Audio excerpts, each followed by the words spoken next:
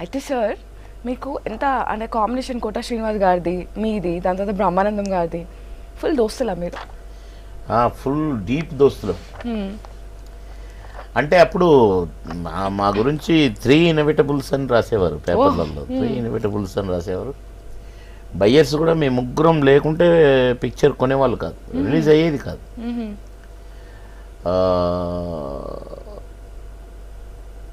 టగ్గఫర్ అంటే ఒకళ్ళుంటే ఇంకొకళ్ళు ఎందుకులే అనుకుంటారు కదా జనరల్గా. కానీ మాది ముగ్గురిది 3 రకాల కామెడీ, ఎవరి స్టైల్ వారిది.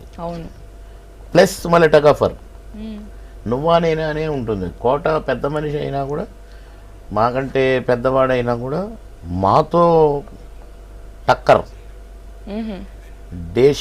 డాషింగ్ అంటారు కదా, ఆ డాషింగ్ ఉండేది మాకు. అలాగే నేను చిన్నవాడిని అయినా కూడా డేరింగ్ మీరు కదండి, డాషింగ్ నువ్వా నేనా. అలాగే బ్రహ్మానందం మళ్ళీ మా ఇద్దరి మధ్యలో మళ్ళీ బ్రహ్మానందం వచ్చినా కూడా డాషింగ్ నువ్వా నేనా అలా ఉండేది మాకు.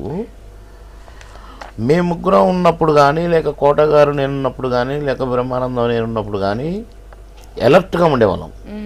అంటే కన్ను రెప్పపాటున వీడు ఏం చేంజ్ చేస్తాడో, ఏ ఎక్స్ప్రెషన్తో మార్కులు కొట్టేస్తాడో, డైలాగు ఎక్కడ మార్పు చేస్తాడో.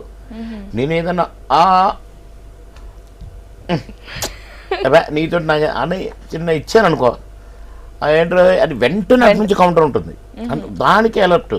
అతను ఏదన్నా అన్నాడు అనుకోండి, నాది వెంటనే కౌంటర్ ఉంటుంది ఎక్స్ప్రెషన్తో.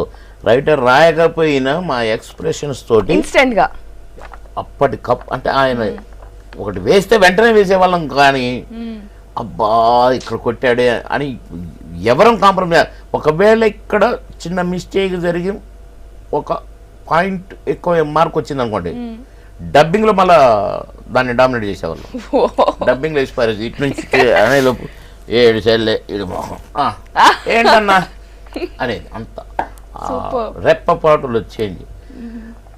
ఇక మీ ముగ్గురం నేను కోటగా చేసిన తర్వాత కానీ, నేను మా మధ్యలో ఇంకొకడు ఎవరన్నా ఆర్టిస్ట్ వస్తే క్రషే. అంటే మా ధాటికి వాళ్ళు తట్టుకోలేకపోయేవారు. మాకు కూడా మేము కూడా వాళ్ళతో ఈక్వల్గా చేస్తేనే కదా పండుతుంది. కరెక్టే. మాకు చేసినట్టు ఉండేది కదా, చప్పగా ఉండేది ఏంట్రా అని.